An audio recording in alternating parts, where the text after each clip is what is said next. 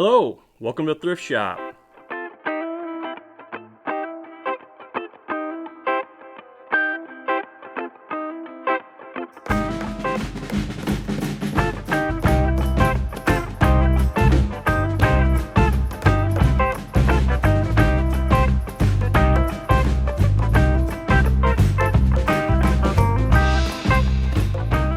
Rega Planar 1. Should you buy this turntable? If you are new to vinyl or an experienced audio enthusiast, you've probably heard the name Rega, a common turntable name with a lot of history. They are not the cheap turntable that you see on Amazon, and the price should justify audiophile quality. What did I find with my Rega Planar 1? In thrift shop fashion, I purchased a gently beat up and broken turntable off of eBay, classified as an open box, missing parts, and non-operational. Sound like a perfect turntable for the thrift shop. Hey, look, the way that I look at a turntable is really simple. It has to spin, hold a cartridge, and produce sound. Simple, right? Rega, I think, has 8 models at this point, and 6 of those are based on a common platform. Seems like each model has the same plinth, and they upgrade the tone arm, and you get better sub-platters and better parts and pieces as you go up, although the model upgrades are rather expensive. In fact, many people will say you're buying a tone arm and not a turntable. And in fact, if you go look, Rega tone arms cost nearly as much as the turntable itself.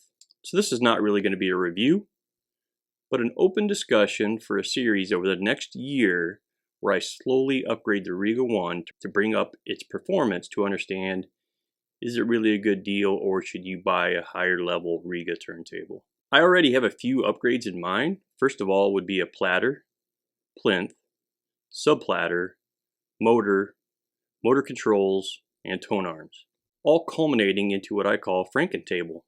You will take the best of everything and create a Frankentable. All right, let's talk about what I have at the moment.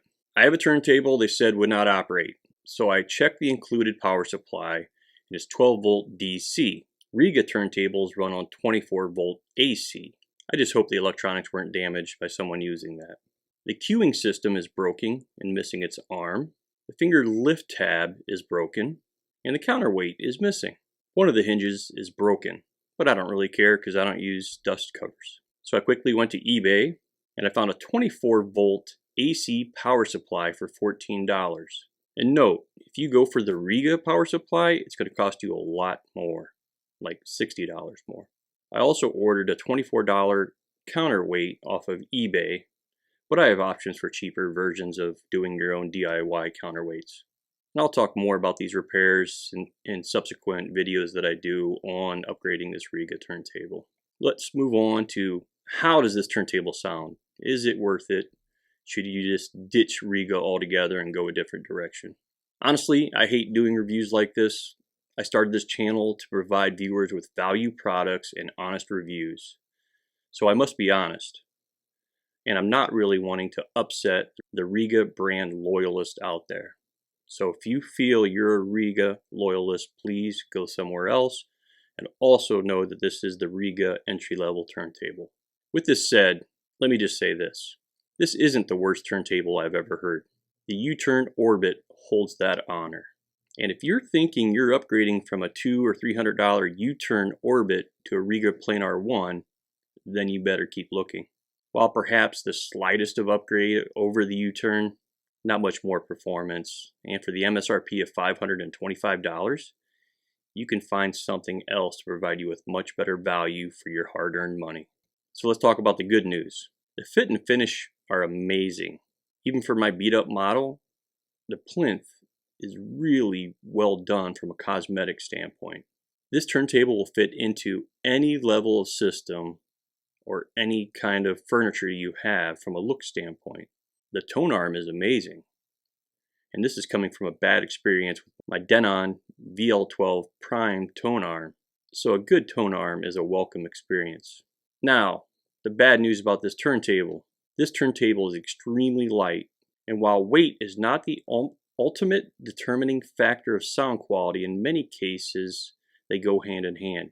The plastic platter plastic subplatter. Don't scream quality for $525. It just screams ripoff. It does spin. It does create sound.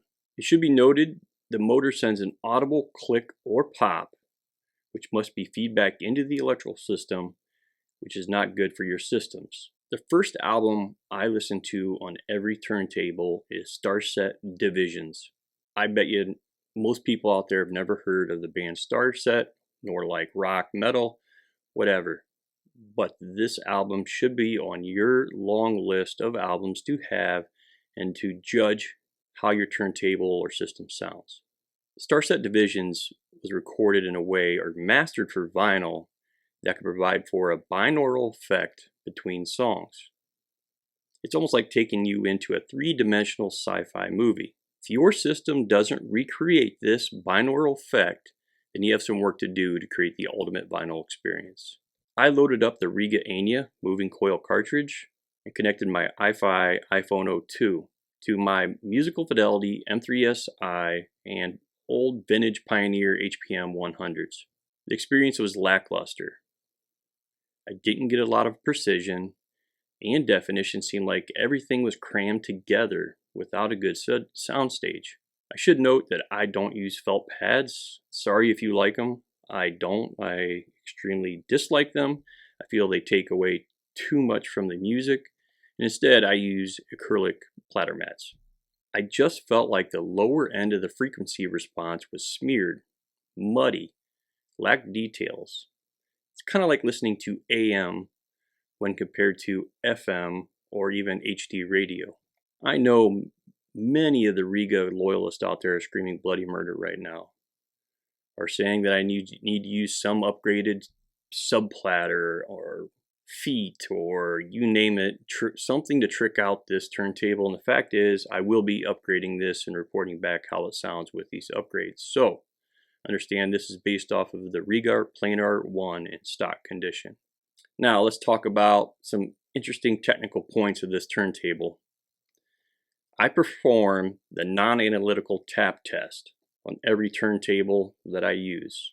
In this case, if you've never done a tap test, typically you use a blank record or you put your stylus down on the outside or inside of a record with your stereo on and you listen for audible feedback. If you touch the plinth and you tap on the plinth, you'll get an audible feedback.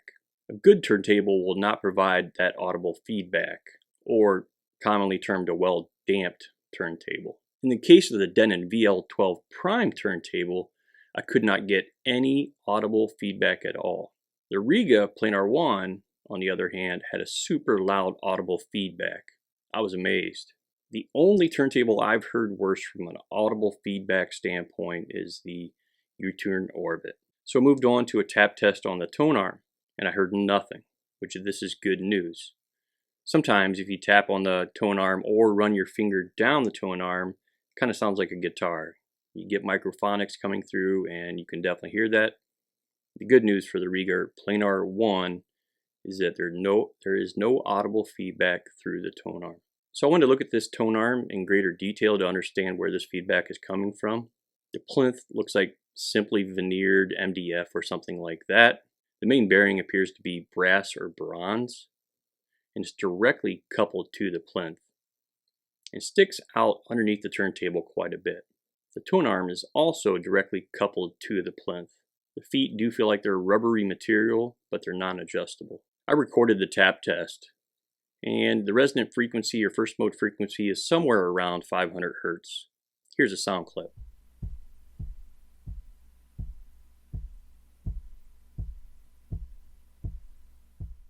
I also performed the same tap test using an aluminum rod to see if I would get a different feedback or first mode frequency, and it was about the same.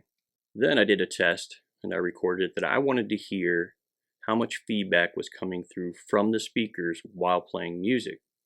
So I recorded this. So next I wanted to hear how much sound was coming through the system via the speakers. This was done by using my stereo, running digital, and recording the audio out of the turntable. To keep going with this testing, which is a good idea if you're having turntable problems, by the way, I started using subplinths, or bases, commonly known. I did the IKEA hack using a IKEA cutting board with sorbothane feet, and it did help. Sound clip is next.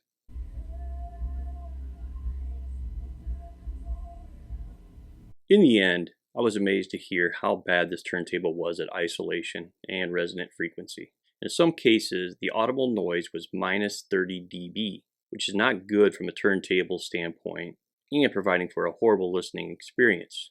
Please keep in mind, minus 30 dB is from a voltage recording standpoint, so this is nearly half of the voltage being audible feedback. So we're not going to stop there. I don't want to be negative. I want this turntable to work. So over the next months to year, I will be releasing videos and discussing hacks and tricks and common upgrades to this turntable to improve its quality. Thanks from the thrift shop. Like and subscribe.